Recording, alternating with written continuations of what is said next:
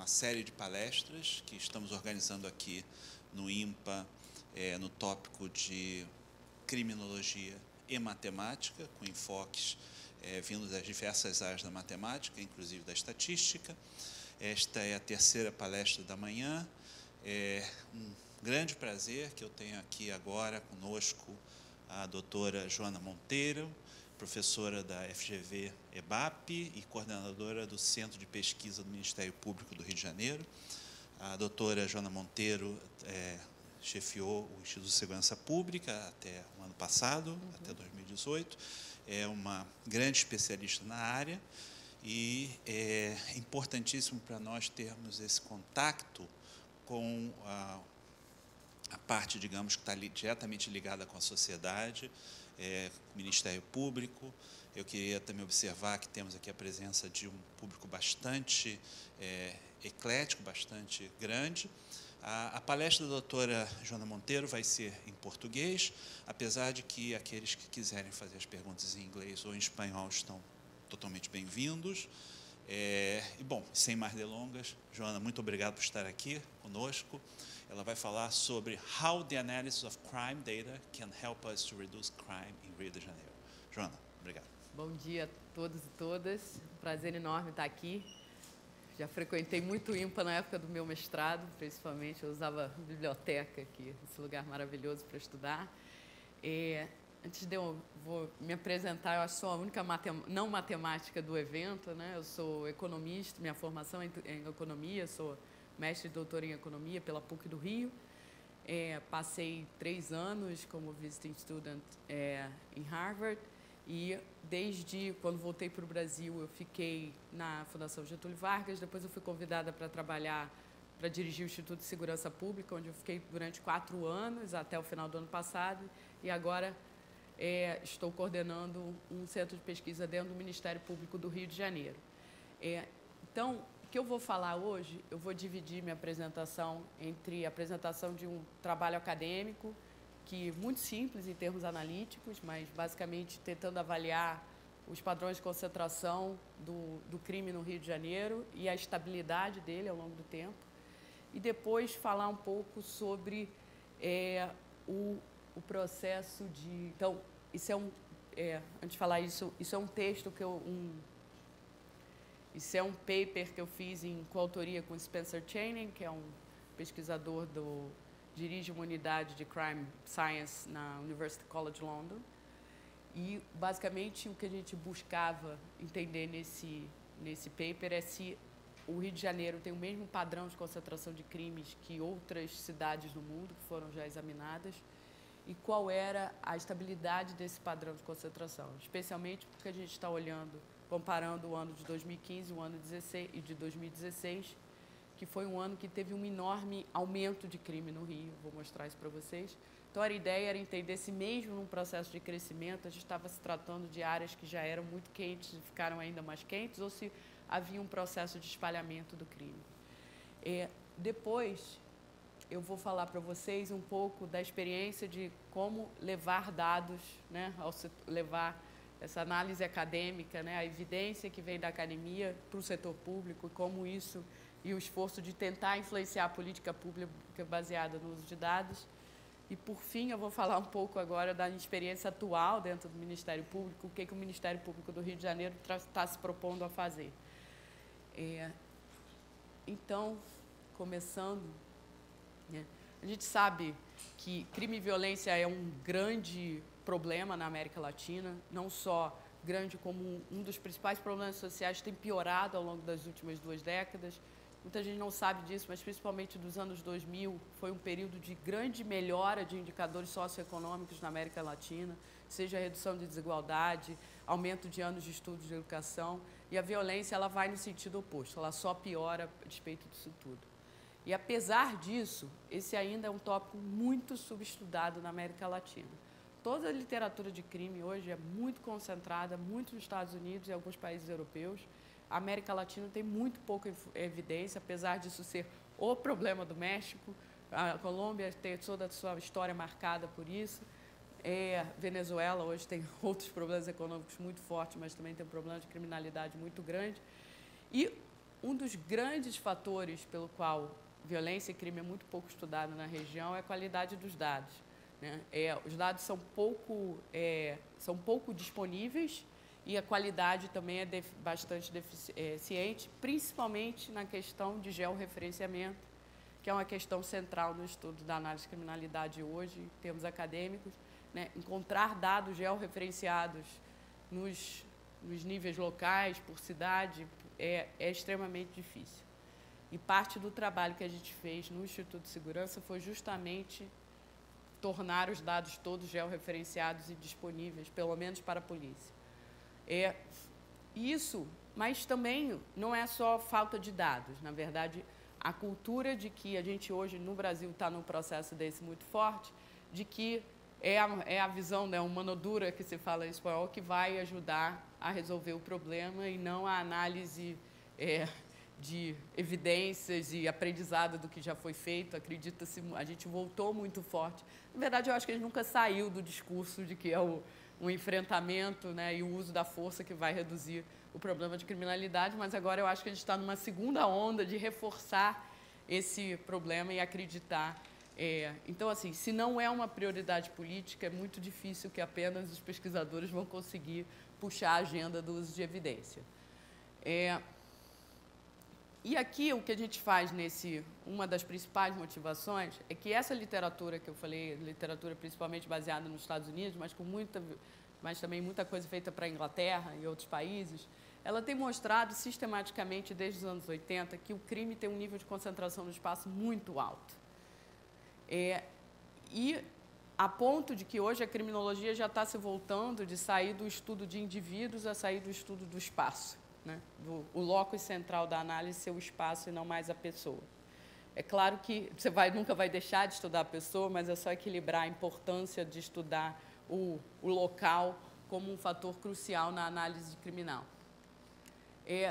E essa questão da concentração de crime é tão forte que um criminologista chamado David Weisburd, ele cunhou uma lei, que ele chama que seria, na criminologia ou ciência social, a gente não tem leis naturais, né, como na ciência natural, mas ele falou, se existe algo próximo ao que seria uma lei universal na criminologia, uma é que o crime se concentra no espaço, a ponto de, se você pega uma série de estudos feitos em várias cidades do mundo, usando diferentes fontes de dados, diferentes agregações geográficas e diferentes tipos de dados, seja o chamado da emergência, seja o crime reportado na delegacia, você acha, mas o crucial é que se olhe no microespaço, que é ou o segmento de rua ou uma pequena célula, como a gente está olhando. Se você olhar a distribuição de crime nessa unidade geográfica bem pequena, você vai identificar que 25% do volume do crime analisado está entre 0,4% e 1,6% dessa unidade geográfica e 50% do crime está entre 2,1% e 6% dessas unidades geográficas. Tipicamente, a literatura olha por segmento de rua, né, que é de uma quadra até a outra, não é o bloco completo, é como se fosse só um dos lados do quadrado do bloco da rua, né? Então, a maioria, como eu já falei, desses estudos são feitos para cidades em países desenvolvidos e a gente, quando está na academia, a gente fala esse padrão deve ser replicado por outras cidades. Se a gente fizer isso na América Latina, deve dar parecido. A diferença é que aqui, na América Latina, o nível de roubo é de, tipicamente, 5 a 10 vezes o que a gente encontra em países desenvolvidos. Então, assim, não é tão óbvio assim que isso não seja mais um processo espalhado, não tenha um padrão de concentração tão forte. Tá? Mas tem 2 artigos que já tentaram mostrar isso para cidades colombianas, outros pegaram 5 cidades diferentes na América Latina, aqui no Brasil é Belo Horizonte, e mostraram também que tinha um padrão. Então, o nosso primeiro objetivo era entender se esse padrão se repetia no Rio. É interessante, todas as vezes, depois que eu mostrei esse artigo em várias, para quem trabalha com policiamento no Rio, eu pergunto, você acha que esse padrão vai ser igual no Rio? Todo mundo fala que não, a gente vai ver. Mas a outra preocupação que a gente tinha, esse estudo foi feito, começou a ser pensado no início de 2017. A gente vinha numa trajetória disso aqui. 2015 para 2016, a gente teve um aumento médio, se eu não me de 30% aqui, de roubo de veículos, e de roubos de rua, a gente está falando de um aumento de entre 25% e 30% agregado no Estado. Então, esse era um momento, a gente começou a fazer isso em 2017, né? Então a gente estava, isso já é o dado final, então a gente tinha acabado de passar por isso aqui. E uma das coisas mais faladas dentro do governo é que não tem como lidar com esse volume de crime. Tá? O crime estava passando por um processo de aumento muito forte, orçamento público super apertado, na verdade, o Estado sem nenhuma capacidade financeira. E a sensação muito era, tipo, não dá, a gente não dá conta de tamanho volume com os recursos decrescentes que a gente tem. Então, a ideia era olhar e falar, será que mesmo esse processo muito grande que a gente teve foi devido a áreas que já eram muito quentes, aqueles hotspots ficaram even hotter, né? Ainda mais quentes, ou a gente passou por um processo de espalhamento do crime nesse processo? Porque, de novo, falando do processo do ponto de vista de quem mora no Rio de Janeiro e quem estava trabalhando na área de segurança, a sensação que ficava era que realmente era como se o crime tivesse qualquer lugar que você andasse no Rio de Janeiro, você poderia ser roubado, assaltado ou sofrer algum tipo de violência. Então, o que a gente faz aqui? A gente olha para as 7 cidades mais populosas do Rio de Janeiro. Importante dizer, tipicamente a literatura de crime é feita no nível de cidade, né? Então, é importante ter essa referência. E para cidades com volume, né, com pelo menos 100 mil habitantes, isso faz muita diferença depois quando a gente vai analisar. Então, a gente selecionou as 7 cidades mais populosas do estado do Rio. E só para vocês terem uma ideia do que eu estou falando, algumas cidades, isso aqui é o tamanho da população, Rio de Janeiro tem quase 6,5 milhões de habitantes, depois é Duque de Caxias com 1 milhão, São Gonçalo quase 886 mil, são dados de 2010, né? Já estão... Não, na verdade, são predições estimativas para 2017. Ups. Mas só para vocês terem ideia do que aconteceu, isso aqui é a taxa de roubos por 100 mil habitantes, mas o crescimento de roubos aqui, uma coisa importante que eu não falei, esse trabalho vai olhar para roubo de rua. Tá? O roubo que você pode ser assaltado enquanto você está caminhando, pedestrian robbers, né? O aumento percentual, a gente pega cidades como São Gonçalo, ele teve 82% de aumento de roubo de rua em um ano registrado. Né? As pessoas sempre, ao longo de todo esse trabalho, me perguntavam, você confia nesses dados? Eu falo, perfeito eles não são, mas se a gente permitir nos captar tendências no tempo e variação geográfica, já ajuda muito. Eu sempre falo, se fosse muito ruim, não mostrava esse nível de variação. Pode ser muito maior, mas a gente não sabe. Mas São Gonçalo teve um aumento de 82%, Duque de Caxias e Nova Iguaçu, outras 2 cidades, mais de 60%. Então, a gente estava passando por um período realmente de fortíssimo aumento. Tá? Então, qual é a análise que a gente faz aqui? É olhar para células, a gente fazer análise por segmento de rua seria olhar a quantidade de crimes, né, nesse segmento aqui. A gente considerou que o Rio de Janeiro não tem precisão de geocoding para isso, seja porque o cadastro de rua é ineficiente, seja porque parte desse geocode é feito posteriori dentro do Office, e a gente optou por usar essa malha de 150 por 150 metros. Depois desse trabalho, a gente começou a usar como padrão no Instituto a análise de células de 200 por 200, porque hoje o IBGE no Brasil calcula uma série de estatísticas nesse nível, o que permite fazer uma série de análises depois, se quiser, olhando esses dados. Né? Olhando, então, o que a gente faz? A gente aplica essa malha raster na cidade toda, como se fosse assim, excluindo áreas que são montanhas, rios, né, que não tenham, então, se restringindo a áreas que tenham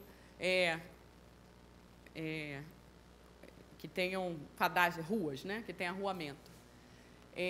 A vantagem de olhar para células em vez de segmentos de rua é que elas têm sempre o mesmo tamanho geográfico, né, e a gente não precisa de um geocode, então precisa.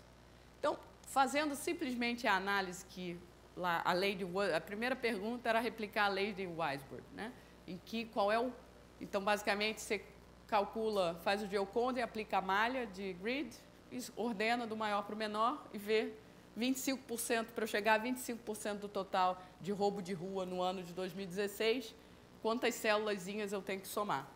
Então, essa é a análise para as 7 cidades do Rio, que eu estou marcando aqui. Então, o que isso está dizendo? Que em Rio de Janeiro, 25% dos roubos de rua em 2016 estavam em 0,8% das células e 50% estavam em 3,5%. O que está marcado em vermelho são lugares que estão com índice de concentração ainda maior do que apresentado pela literatura, ou seja, seria um padrão de concentração de crime ainda mais forte. Você tem menos células que já somam 25% do crime. E em azul, tais que são mais espalhadas. São João de Meriti é especialmente espalhado. Isso é um município muito pequeno e muito denso no Rio de Janeiro. Então, a minha explicação, que não é prova, não dá para a gente provar, que o que acontece em São João de Meriti é que realmente a oportunidade está mais densamente espalhada. A gente está falando de um município de enorme densidade demográfica em todo ele, né? Na verdade, o relevante não é que é a densidade demográfica, né? A ocupação urbana é muito intensa em todo o município. Tipicamente, quando eu mostro esse tipo de coisa, as pessoas falam, isso não pode ser verdade. Se fosse verdade, já daria para ter resolvido. Uma vez, a primeira vez que a gente mostrou isso, um jornalista citou o dado, aí ele mostrou, aí ele fez aquele fecha o close, aí ele volta, até parece que é verdade, né? Aí eu falei, gente, é aquela coisa, se não quer ajudar, não ajuda, não atrapalha, né? Mas, para dar um senso de por que isso acontece, vou mostrar para vocês as 4 células com maior índice de roubo de rua no Rio de Janeiro em 2016. Para quem conhece o Rio, a gente está falando aqui na beira da Central do Brasil, é a principal train station do Rio, né? Então, essa área tem um volume de pessoas andando aqui absurdo, uma área de desordem urbana gigantesca. Tem aqui só nessa célula foram 457 casos registrados em um ano, a gente está falando de mais de um por dia. Aqui é a saída do Piscinão de Ramos, é uma área de lazer do Rio de Janeiro. Aqui é a saída da rodoviária, né, o Bus Station do Rio. E aqui é a saída do metrô da Pavuna, também o Metro Station, o Subway Station, bastante importante na Zona Norte. Então, na verdade, a gente está falando de áreas com intensa movimentação de pessoas, onde tem hubs importantes de transporte. Então, na verdade, o que isso aponta é que, assim, lá a oportunidade do crime é gigantesca, né? Então, ali são áreas que vão sempre ter uma movimentação enorme de pessoas. E uma coisa só para, já entrando um pouco na parte de policy, eu sempre quando mostro esses dados, esses gráficos, esses mapas para policiais, as pessoas têm muito uma reação do tipo, mas foi colocado policiamento ali depois e melhorou. E eu sei, tudo bem, mas o ponto é só para falar que, estruturalmente, esse lugar vai ser sempre muito complicado, porque você tem questões urbanísticas que fazem que esse lugar seja muito difícil, o que requer que ele sempre necessite de muita atenção de policiamento. É claro que ele vai diminuir o volume, mas ele tende sempre a ter muito mais volume que outras áreas do Rio. A segunda etapa é entender um pouco essa questão da estabilidade do crime. Então, o primeiro exercício foi na linha de ver isso aqui é a replicação de índices já feitos pela literatura. São índices muito simples. O primeiro, esse Anders S-Index, é simplesmente ver se a distribuição espacial é estaticamente igual. O Offense Dispersion Index, o que ele busca fazer, em vez de você ranquear as células pela quantidade, você ranqueia pela variação. E aí você vê quantas células você precisa para explicar toda a variação no período que você teve. Então, esse índice aqui, que vai de 0 a 1, ele diz qual o percentual de células que gera o tamanho do crescimento encontrado. E esse Non-Contributory Dispersion Index, ele vai mostrar quantas mais células também tiveram crescimento. Então, só para vocês terem uma ideia, esse índice aqui, quanto mais próximo de 1 significaria padrão espacial igual entre 2 anos. Então, basicamente, o que ele está mostrando é que, independente de volume de crime, né, a distribuição espacial é similar, o local onde encontra crime é bastante similar. Então, você chega a ter casos como Nova Iguaçu, que tem quase 0,9, próximo de 1.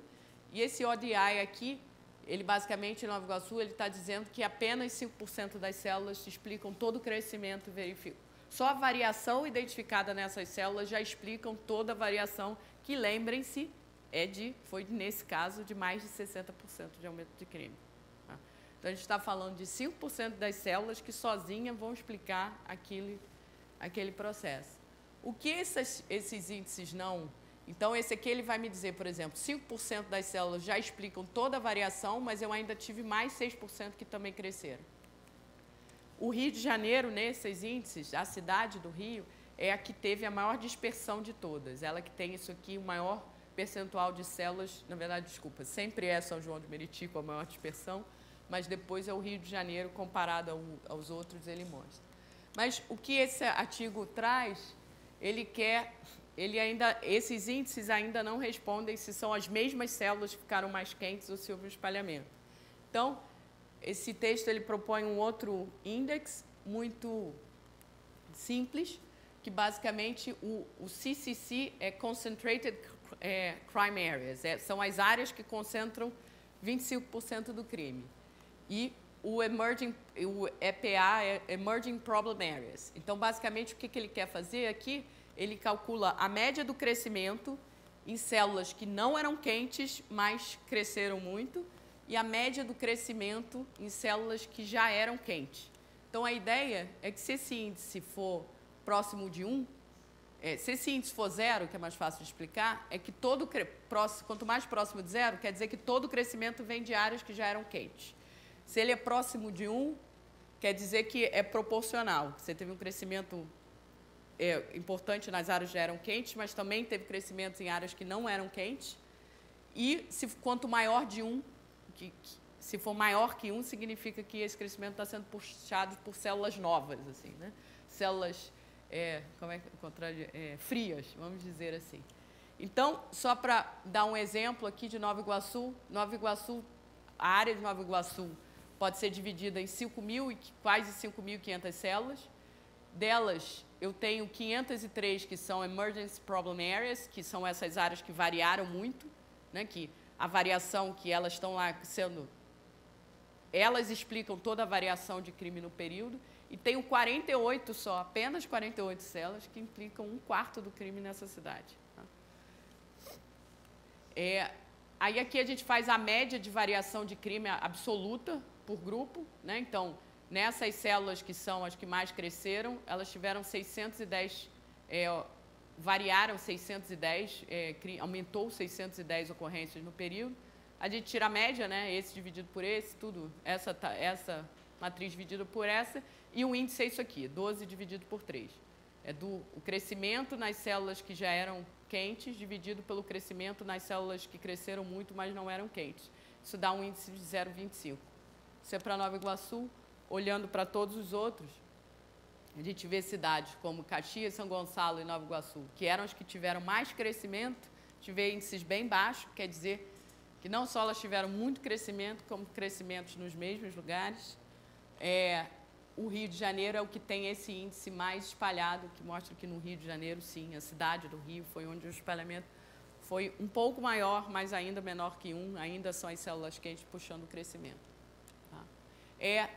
Dessa análise, na verdade, como eu falei, é uma análise em termos empíricos, analíticos muito simples, mas a ideia era se a gente fosse, né, focar, se a gente quisesse focar, né, aquela questão, né, eu tenho 10 carros, 20 carros, aonde eu ponho, a ideia é que essa análise mostra, ela estaria aqui, por exemplo, no Rio de Janeiro, as áreas que concentram um aumento são 1.427, se eu olhar as áreas que têm a maior quantidade é 350, mas isso aqui é só uma análise, se a gente quisesse fazer uma análise de priorização de locais no nível agregado.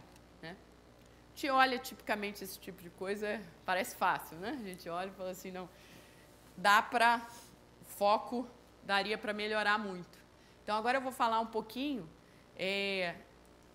depois, se vocês quiserem, eu posso discutir isso, Eu estava dentro do governo, fiz essa análise dentro do governo, e divulgar isso dentro do governo já não é trivial. De fora, então, é mais difícil ainda, né?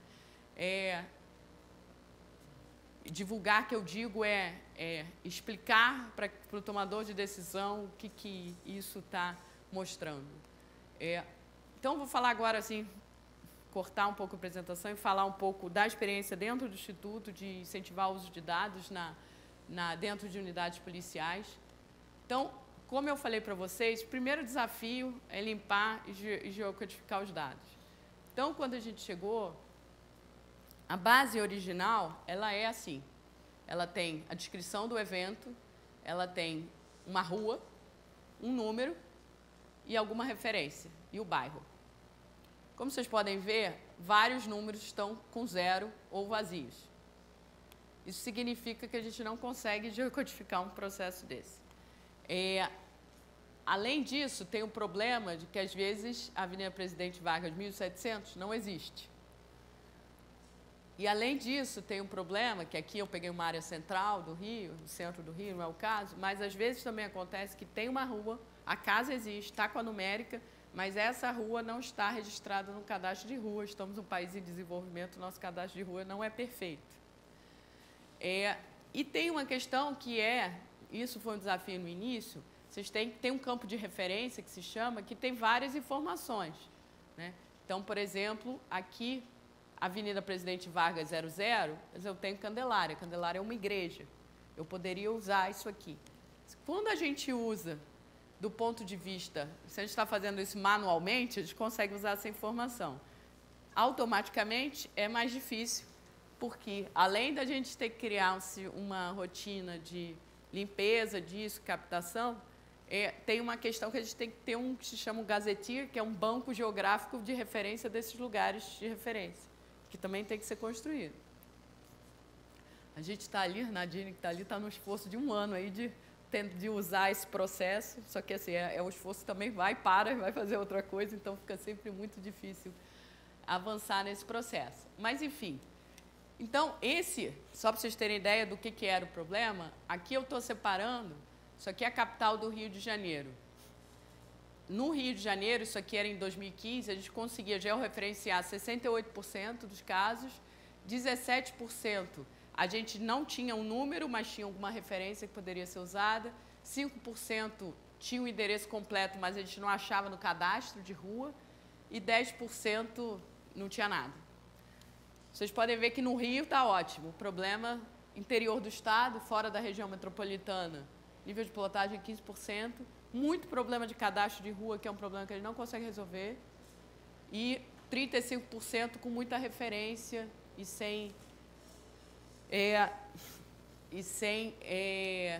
com referência, mas sem numérica, que é o vermelho. Na verdade, o que aconteceu na época, os cadastros de rua estavam muito desatualizados também. Então, na verdade, estou falando que não deu para melhorar o verde, mas melhorou. Então, na verdade, o que a gente fez aqui? A gente fez um esforço interno muito grande de melhorar, de tentar limpar o máximo possível esses endereços, etc. E a gente conseguiu, através de uma parceria pública e privada, fazer a aquisição dos novos cadastros de rua, o que também melhorou muito o processo de georreferenciamento. E dentro dessa parceria, então, isso é melhorar os dados. O segundo esforço é tornar os dados de fáceis acesso para a polícia. Então, isso a gente criou esse sistema, que é o portal Spigel, que basicamente ele tinha a parte gráfica de analisar os padrões de crime e a parte geográfica, que era fazer as manchas e permitir, né, que cada policial da sua unidade de atuação pudesse consultar. A gente não está falando de modelo de predição, a gente está falando simplesmente de ver os dados passados. Isso hoje é possível, pensar em modelos de predição. E eu acho que o grande desafio é pensar não só em como construir o modelo, que isso é feito dentro da academia, mas também pensar como incentivar o uso, que é o que eu vou falar um pouquinho daqui. Então, a principal questão, esses dados existiam, o sistema antes, o sistema era pouco usado, pouco acessado, lento, pesado. Então, é um processo muito, botar web, simplificar, muito processo que hoje já está ficando muito corriqueiro nas organizações. e que permitem as pessoas verem, aqui a grande questão, mostrar quão concentrado o crime é, né? Não só no espaço, mas em padrões de dia e semana. Isso aqui é uma tabela, cada linha é o dia da semana, é o horário, cada coluna é o dia da semana. Então, a célula, quanto mais vermelha, cada célula mostra a quantidade de ocorrências nessa combinação e mostrando aqui os padrões de concentração, né? O roubo de rua sempre muito cedo, no horário de ida do trabalho, na volta. Isso é uma coisa que, tipicamente, quem analisa o padrão de crime sabe que esses padrões existem, são bastante comuns. O terceiro passo, que eu acho que é o menos enfatizado de tudo, sempre, e a gente vive um momento muito do data hype, né? Do tipo, vamos usar e dados vão revolucionar o mundo, que eu acredito, mas a gente tem uma questão muito importante que é incentivar o uso dos dados. E aqui no Rio, isso foi o grande motivador para a gente fazer esse sistema, era a questão do...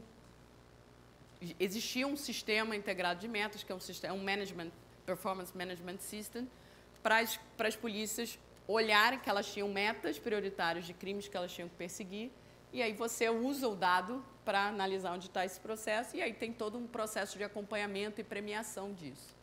Tá?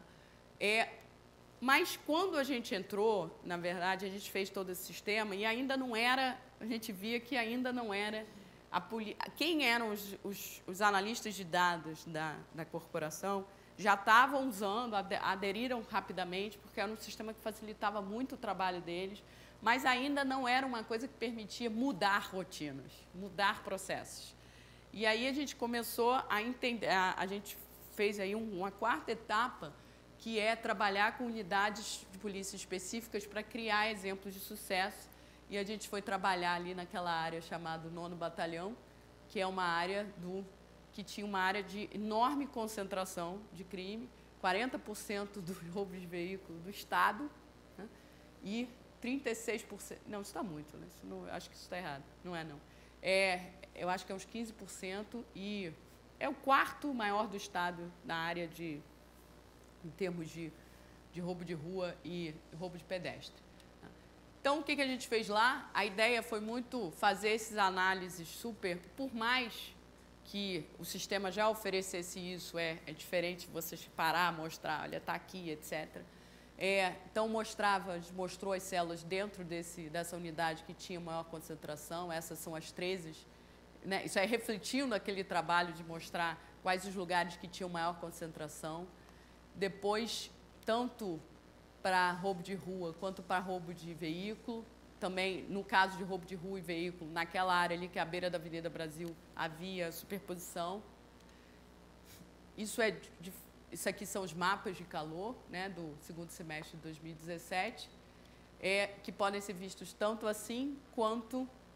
Uma coisa importante, depois até eu queria discutir, que eu até hoje não sei como lidar, é a ideia de que se a gente fizer uma priorização simplesmente baseada no ranking, eu tenho essa célula aqui, mas é importante eu olhar a área como um todo, porque eu tenho áreas vizinhas que também são relevantes, né? Então, em termos de policiamento, vale a lógica do cluster mais do que do quadrado específico isolado. Então, aqui, muito desse trabalho foi mostrar, olha, é muito concentrado. E o que a gente via sempre, o que a gente observou? Havia um entendimento já forte de que essa área tinha muito crime. Isso é conhecido. Tipicamente, os policiais que trabalham na área conhecem bastante o terreno que eles atuam.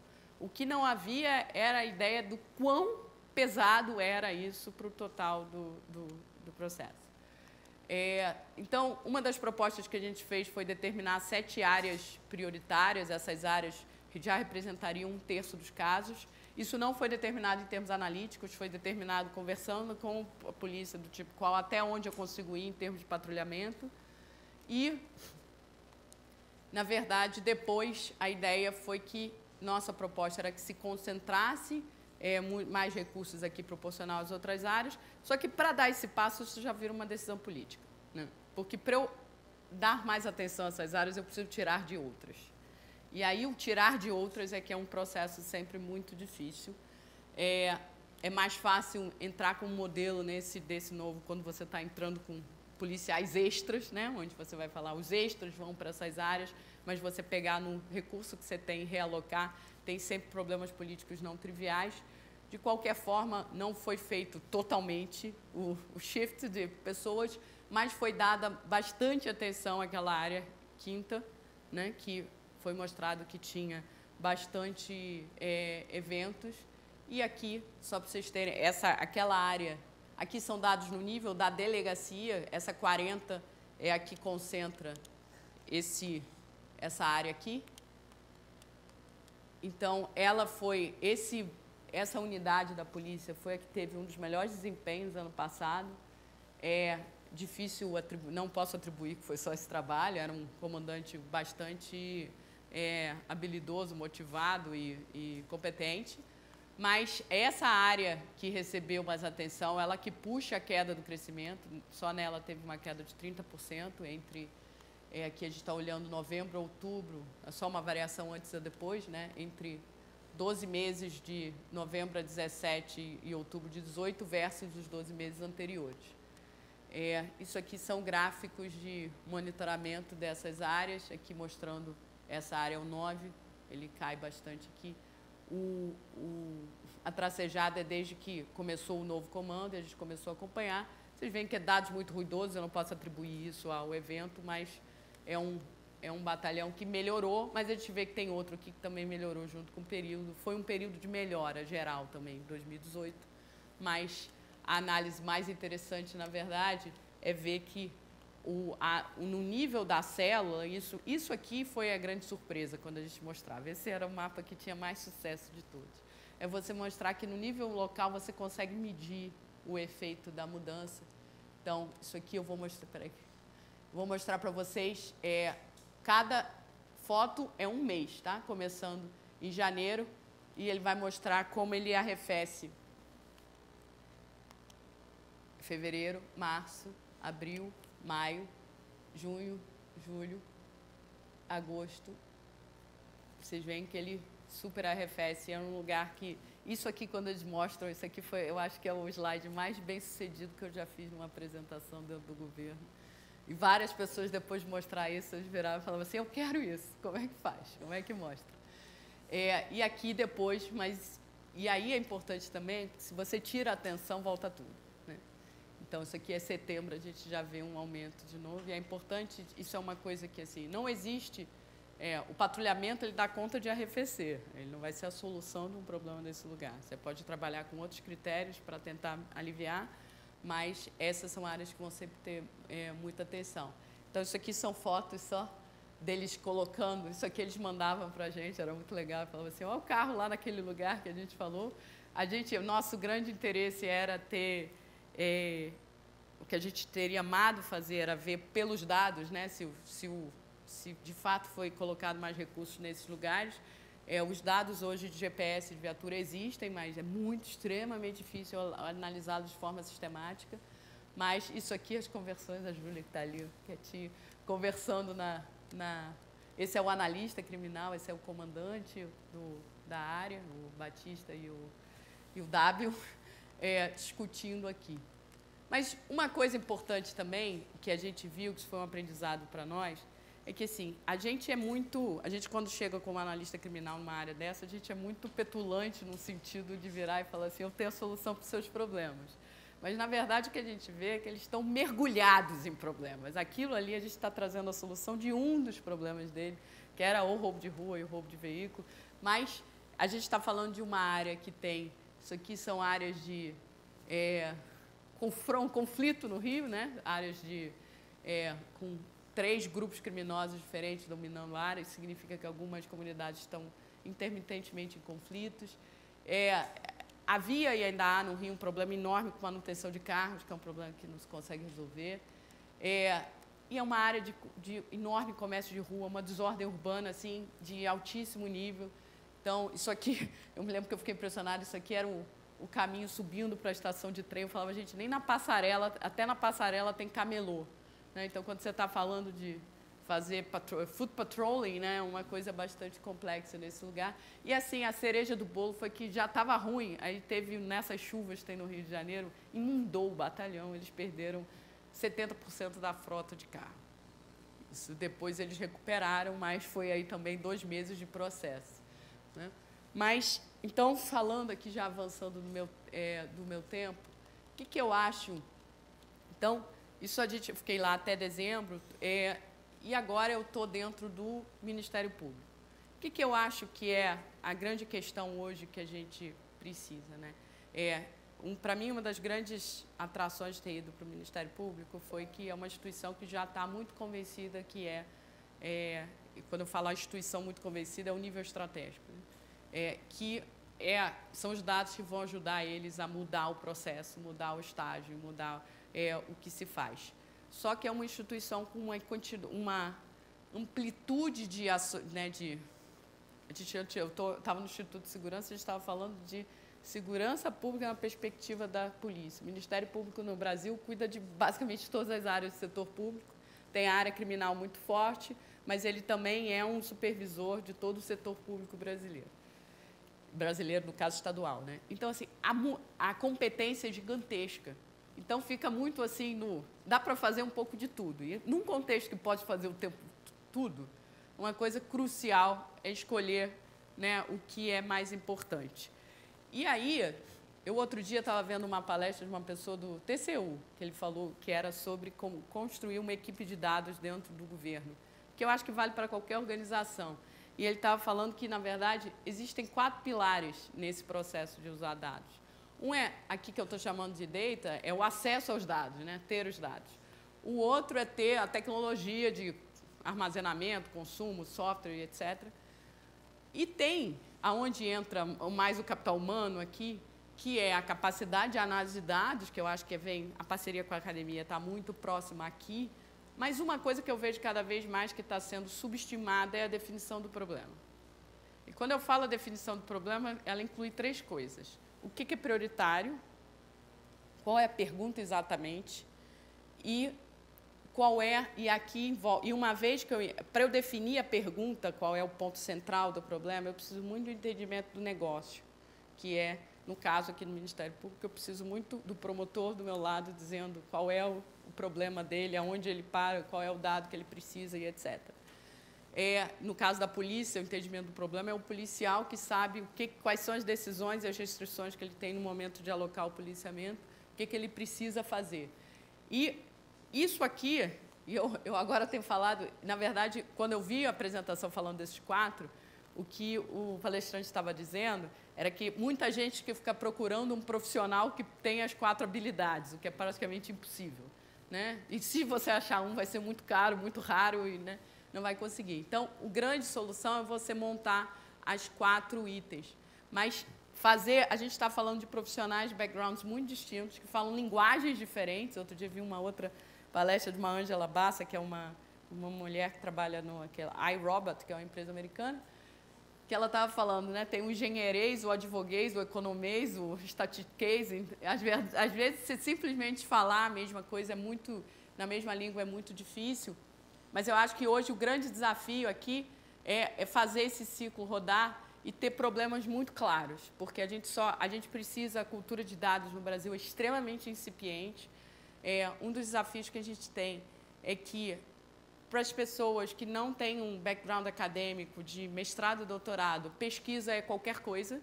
Então, uma tabela com dado é pesquisa, né? É evidência. Então, é aquela coisa, às vezes, se a gente está conversando e fala assim, a pessoa, não, eu tenho aqui a prova de que isso dá certo. Aí você vê o que é, você fala assim, mas isso não é uma prova, assim, não é realmente uma evidência. Não, mas é um dado, eu estou com dado, e as pessoas estão com dado, é um fato. Então, assim, é muito sensível você como falar assim. Então, eu acho que até quando a gente está falando em matemáticas, que é um nível muito mais alto, né, a gente fica aqui mais alto em termos analíticos, que eu quero dizer, é que às vezes a gente sabe ali que detalhes na análise fazem toda a diferença para o resultado, mas para quem vai conseguir consumir a informação no governo, isso é totalmente irrelevante. E a outra coisa que eu vejo como enorme desafio é mesmo linguagem. Eu falei o exemplo dentro de grupos, mas esse processo de explicar para quem está no setor público como isso pode ajudar é muito difícil. E o que eu vejo que hoje é importantíssimo, a gente precisa de uma pessoa que seja viva o problema, né, o promotor, o policial, não sei o quê, que tenha algum conhecimento do que a análise de dados pode fornecer, mas eu preciso também de um analista de dados que tem todo o mecanismo, tem todo o instrumental analítico na cabeça, mas que também tenha um conhecimento, alguma coisa, se gaste tempo, dedique tempo, tentando entender qual é o problema das pessoas. E uma das coisas que eu tenho falado muito lá dentro do trabalho a gente tem que volta 3 passos, quando uma pessoa fala, muitas vezes a gente chega assim, eu quero isso. Aí a gente fala assim, deixa eu entender qual é o seu problema. Me explica qual é o problema que você tem na cabeça para a gente ver se é isso aí que você está propondo de solução analítica é, de fato, o que vai solucionar o seu problema. E muitas vezes a própria pessoa nem conhece uma série de coisas que a gente consegue prover.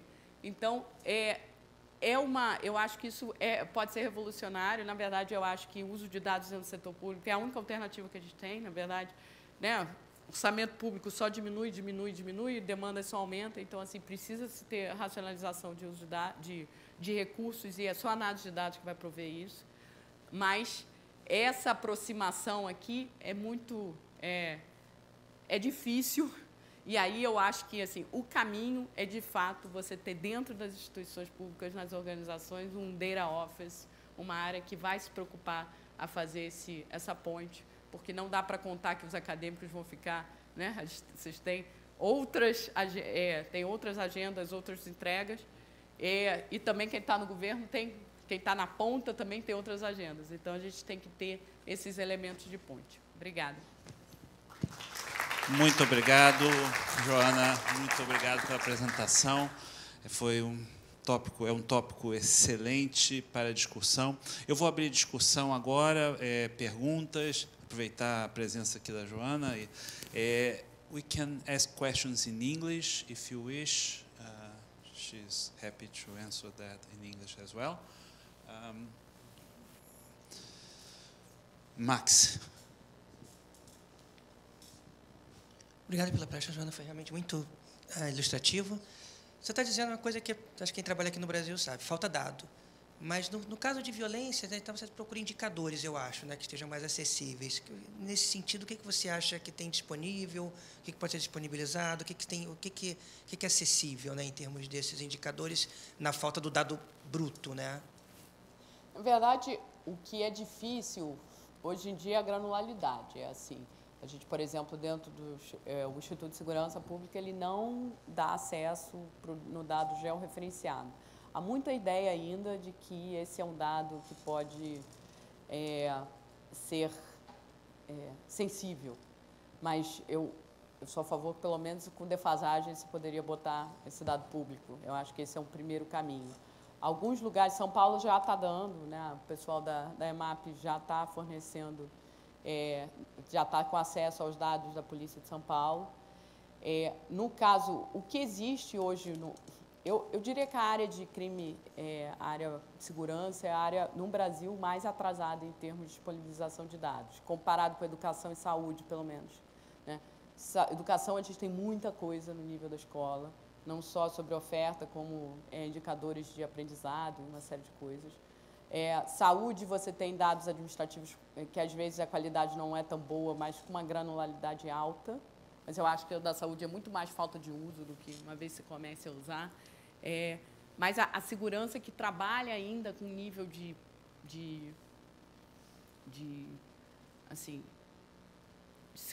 segurança, que eu digo, né? Que, sobre o argumento da segurança, o que torna a dificuldade maior. E alguns estados, por exemplo, não tem nem... a gente precisa, no Brasil, de um sistema único para unificar os dados. Isso permitiria muita coisa. A gente não consegue, hoje, no Brasil, fazer uma comparação de uma série de roubo entre estados ao longo do tempo, por exemplo. Extremamente difícil fazer isso. Então, isso já mostra, assim, um nível de dificuldade. Nesse ponto, o Rio de Janeiro, né, por causa do Instituto de Segurança, é bastante aberto nisso, tem um processo de divulgação ativa, mas ainda no nível da delegacia, que, no caso do Rio de Janeiro, são 140.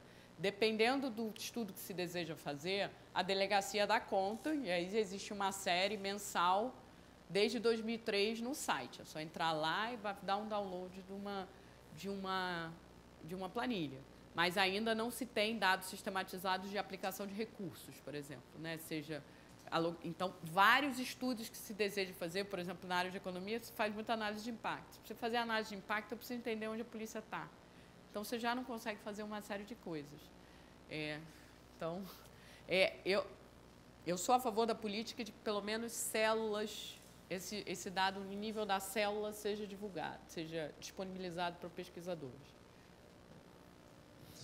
Sim, vence. Vou fazer em português, mais ou menos, a pergunta. E na parte, digamos, da componente estatística, claro, eu tenho a experiência do trabalho com Jorge moi centrada no ano 2017, pero non teño a idea da dinámica. Entón, os hotspots, polo seu coñecemento, que vexo que é moito, teñen movimento? Hai dinámica? Sim. Por a experiencia que você tem de um largo recorrido de vários anos. Sim. Essa eu acho que depende muito do crime. A gente está olhando um crime que tende a ser um dos mais estáveis, né? Também tem isso, o roubo de rua, ele está muito refletindo a oportunidade do espaço, que está muito ligado, por exemplo, às modalidades de transporte. Outros crimes, como roubo de veículo e roubo de carga, por exemplo, como é o carro, né? Você pode fechar uma rota e aí ele vai desviar, ele tende... A gente, em 2017, acompanhou, a polícia estava fazendo uma série de operações integradas, você via claramente os hotspots de carga mudando. Mas eu acho que a pergunta é o seguinte, primeiro, assim, a estabilidade sem intervenção e a estabilidade com intervenção, entendeu? Também tem isso. E uma das grandes dificuldades de analisar a estabilidade do hotspot é você saber se está havendo alguma intervenção policial naquela localidade, que é um dado que a gente nunca conseguiu sistematizar.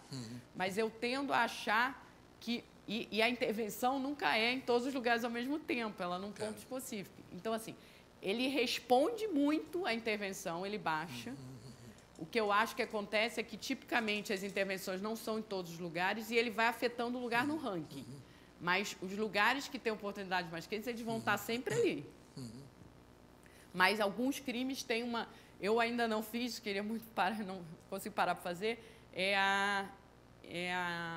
a estabilidade de homicídio.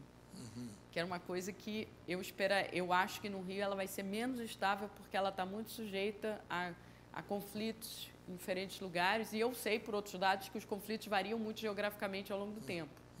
Então, eu imaginaria... Só que o fato é que a gente no Rio não sabe quanto que o percentual de homicídio vem desses conflitos, quanto vem de interpessoais. Então, isso também... Eu não sei... Homicídio a minha hipótese ainda não está muito clara sobre... Só vendo dado para ver a estabilidade. Muito obrigado. Joana, só um follow-up na pergunta que o professor Venceslau fez. A gente analisou os dados do fogo cruzado, né? E é isso que ele vai falar às 13h30 hoje, ele vai discutir exatamente isso. Em 2017, se mostrou também uma variação temporal em relação aos dados de tiroteios, que o fogo cruzado essencialmente se atém a tiroteios, e também das diversas coisas associadas, intervenções, vítimas fatais. Então, na parte de tiroteios, parece que houve, sim, uma mudança temporal. Geográfica, exato. Porque a gente analisou tanto do lado temporal quanto do lado espacial. Mas a gente realmente é sedento por dados. Assim, a gente adoraria ter outros indicadores, outras covariáveis que permitissem que a gente fosse além dessa análise. Mas a massa de dados do fogo cruzado já se mostra muito interessante para análise e mostra vários aspectos. Você tocou num ponto que havia sido discutido na palestra do professor Jorge Mateu.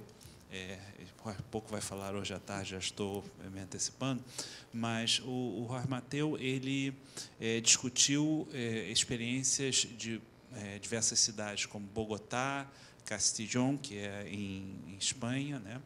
E no México, e acho que Lima. né? Então, aí uma pergunta que surgiu, que foi muito boa, foi sobre, uma vez que você começa a intervir, como essa dinâmica espacial e temporal muda com as intervenções. E isso é um tópico que somente uma massa de dados bem maior e vai permitir também, vai ser uma maneira de analisar a política de intervenção nos diferentes tipos de crimes, né? Então, não sei se você gostaria de comentar. Eu acho que a grande pergunta que existe hoje na literatura sobre essa questão do hotspot policing é o quanto que o crime migra, né? A gente vem de uma literatura grande da área de criminologia, mostrando que a migração era pouca e, na verdade, teve um paper ano passado de economistas em Bogotá, que eles fizeram um experimento grande tentando medir displacement da cidade inteira, porque o que antes se media era o displacement imediato, na rua adjacente, você já imputava, já dizia inicialmente aonde você acreditava que ia ser o displacement. E não é óbvio que ele vai ser na rua adjacente, né? Então, como eu estava falando no roubo de carga, quando se interviu no lugar, a gente viu que o novo foco foi assim, muitos quilômetros depois, em outras comunidades que tinham áreas diferentes. Então, nesse foi o primeiro estudo que eles buscam ver o equilíbrio geral do processo e, na verdade, eles estão trazendo evidência de que não tem efeito agregado, né? Que você está só trocando. Mas, assim, é um paper vindo aí contra 20 anos de literatura. Assim, você precisa de mais evidência para trazer essa questão da realocação, dessa movimentação geográfica, que eu acho que é um dos temas muito pouco estudados ainda. Eu acho que vai variar por crime, vai variar em quanto que a intervenção é sistemática, o quanto que ela é pontual, mas eu acho que é super importante entender mais sobre isso. E, no caso do Brasil, o grande desafio é ter o dado de onde foi feita a intervenção, né? Aonde foi colocado. No caso do Brasil, eu estou falando no caso do Rio.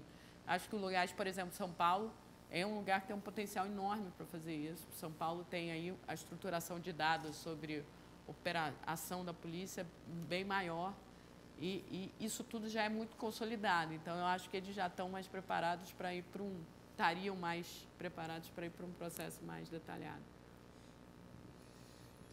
Obrigado pela sua palestra, gostei, como sempre, muito. Obrigada. Dentro desse contexto de migração diária sob intervenção, eu entendo que é um problema sob uma lógica de recursos finitos, né? Sim. Então, eu sou físico, então o físico tem uma mania de raciocinar no limite. Então, se eu tivesse recursos infinitos, eu colocaria a máquina policial em todos os lugares esperando que isso reduzisse o crime. Mas não é assim. Se acontece de quando você tem uma área detectada como uma área quente e você faz uma intervenção policial, ela diminui, aí o que acontece? Você desvia aquele recurso para uma outra área que agora ficou quente, aí ela volta a ficar quente de novo. Se você tivesse uma forma, é uma pergunta que eu te faço, né, de quantificar a intervenção e quantificar a mudança, você poderia fazer um modelo de otimização, em que você faria uma distribuição de recursos otimizada, em que você não vai mandar todo o seu recurso para uma área, porque você vai descobrir outra, é o cobertor curto, né? Mas você acha que é possível, tendo dado, fazer uma análise dessa natureza? Quer dizer, você vai ter uma função de redução na intensidade do crime, né, num eixo, como função da quantificação da intervenção. Então, quanto maior a intervenção, maior é a redução daquela temperatura, digamos assim, da área. E aí você acha mínimos locais que você vai otimizando e mudando conforme o dado vai chegando. É muita viagem isso? Enfim. Não, eu não acho que é muita viagem, só que eu acho que isso aí é um nível alto de análise de dados. Mas, assim, basicamente, para fazer isso, só precisa de dados bastante granulados e precisa de parâmetros da elasticidade do problema à intervenção policial, né? Que vai variar de acordo com... que não deveria ser algo difícil de medir, mas é dado, no caso do Rio, é dado que você não tem o dado do recurso policial. Mas mesmo, por exemplo, na literatura e economia, tem poucos estudos que mostram a elasticidade de crime a um emprego da polícia, porque, na verdade, se considera... Tem que fazer isso... Tem que criar uma cultura de pelo menos disponibilizar dados do passado, né? Que aí você poderia estar calculando tudo isso. Mas, de forma geral, você acredita muito que disponibilizar dado do efetivo policial no microlocal, você está expondo demais a polícia a risco, né? Seja porque... E, assim, num cenário no Rio, onde, em 2017, né, se matava muito policial, por exemplo, você não pode dizer que isso é irrelevante. Mas eu acho que, olhando para 4 anos atrás, isso não tem problema. Mas, assim, vou dar um exemplo que aqui no Rio você poderia pensar num negócio desse, numa coisa dessa. É a UPP. A UPP, quando ela começou, ela teve uma lógica muito geográfica, né, de se fazer o cinturão geográfico. E não é necessariamente, talvez, esse... Quando você ocupa um alemão, não vai para o lado, foi para o Chapadão, foi para um outro complexo de favelas que tinham características parecidas, ser grande, estar do lado de vias expressas importantes. Mas eu acho que dá para pensar, com certeza. Deixa eu fazer 2 comentários, que eu acho que é uma das coisas maravilhosas de ter um evento como esse, é o fato de que essa ideia que o Eduardo acabou de mencionar, de fato, é um tema no qual a gente está desenvolvendo um início de projeto. De fato, é o início do projeto da Lorena Bulosa, que está lá atrás, sentadinha, quietinha, com modelos de equações diferenciais. Então, a maravilha disso é que a gente tem que conversar mais, porque, de fato, a gente está começando uma linha de pesquisa no qual, primeiro, é bem teórica, evidentemente, ao longo das linhas, inclusive, do tipo de análise que o Eduardo mencionou na palestra dele, mas indo exatamente para esse aspecto, primeiro espacial, depois uma maneira de modelando o policiamento, e depois usando uma função de objetivo, que é a função, digamos, de efetividade do processo como um todo. E olhando para o problema como um problema de controle, que é a área da matemática que estuda exatamente as funções de controle. Então, nesse aspecto, foi bom até você ter falado que, assim, talvez a quantidade de dados seja pequena, mas uma análise matemática pode ter um impacto grande. Quando a gente fala de intervenção, não é somente a intervenção de grande escala, mas uma pequena escala, como, por exemplo, uma patrulha aqui, uma patrulha ali, ou mesmo um maior deslocamento policial numa certa região. Então, tem toda uma parte dinâmica por aí, né? Sim. E pode ser que seja interessante também do ponto de vista matemático, mas, evidentemente, que tem que se respeitar aí também o perigo das pessoas envolvidas, do policial, que vai... Só fazer uma comparação aqui com a minha área de formação. Eu vi uma apresentação sua, do Eduardo, uma vez, e eu gostei muito da ideia que a matemática, na verdade, ela é muito menos intensa em dados do que as análises econométricas, né? Ela usa muito mais estatísticas eficientes, etc., que facilita muito a modelagem e a gente avançar com a análise. Acho que o desafio maior é você convencer um tomador de decisão de que ele tem que tomar uma decisão baseada no modelo que ele não faz ideia de como funciona aqui, né? Então, esse aqui é um grande desafio. Mas eu acho que, por outro lado, áreas que eu vejo hoje com grande potencial são coisas da análise, principalmente rede, tá? E aí pensando mais na unidade de pessoas, que é muito a ideia também da Lava Jato e etc., que você começa a ver ramificações de pessoas com lavagem, né, conectadas por contas bancárias ou com alguma conexão comum, e você começa a ver um nódulo de ramificação e você olha aquilo e fala assim, nossa, mas é muita coisa, eu não sei onde atuar. E aí é você pensar nos nódulos, que são nódulos centrais. Isso eu acho que é fácil de convencer um policymaker. A pessoa que está... Policymaker, que eu quero dizer, é a pessoa que está tomando decisão. Porque na hora, é muito mais fácil você convencer quando a pessoa não tem prior sobre o que ela tem que fazer. O grande problema hoje da área de segurança é que as pessoas têm muita prior na cabeça sobre o que é certo e o que é errado. E aí você chega lá como, né, cientista de dados, assim, não, faz isso. Olha para você e fala, não, quem você acha que é para estar propondo uma coisa desse tipo? Quebrar as priors, às vezes, é difícil. Então, quando você tem... Eu acho que um caminho, se o caminho for querer afetar a política, é muito pensando na vasto conjunto de decisões, assim, problema gigante, eu realmente não sei por onde começar. E eu acho que falta, também uma coisa que eu falo muitas vezes no processo de tomada de decisão, primeiro priorizar já é uma coisa que pode ser baseada em dado, né? Às vezes as pessoas, o dado ainda é muito pensado para validar se o que foi feito deu certo. E aí já também entra todo o processo político, se vale a pena ou se não vale a pena. Não, mas eu estou com medo da sua resposta, é melhor não fazer. Eu acho que a forma que a gente vai avançar mais é usar o dado para identificar o problema de forma muito precisa e pensar numa forma de atuar de forma mais cirúrgica. Bom, muito bem. Eduardo, por favor. É mais um testemunho, não é pergunta, não, mas nós encontramos um problema muito parecido na área da saúde, que é convencer o tomador de decisão a adotar, por exemplo, uma estratégia de vacinação. Sim. Né? E a gente passa exatamente por essa situação. Em geral, as pessoas começam a trazer aqueles gráficos de pizza, não é? E traz dezenas de gráficos de pizza, você olha para aquilo, não dá para sair nada daqui, né? Então, uma das coisas que a gente conseguiu foi quando a gente começou a fazer modelos com controle nebuloso, né? Controle fuzzy, que você usa variáveis linguísticas. E aí os bayesianos vão dizer, a gente faz tudo isso com estatística bayesiana, mas uma coisa é você explicar um modelo bayesiano para um tomador de decisão, outra coisa é você explicar um modelo fuzzy que é muito mais simples, né? Então, você usa coisas linguísticas. Então, se eu aumentar a polícia aqui, diminui a criminalidade ali. Mas tudo isso também é uma meta-estratégia. Né? Quer dizer, além de você ter que fazer o modelo, você tem que mostrar que o modelo vai funcionar e depois a etapa mais difícil é convencer o cara que ele tem que adotar o seu modelo. Né? Isso realmente é igualzinho na área da saúde.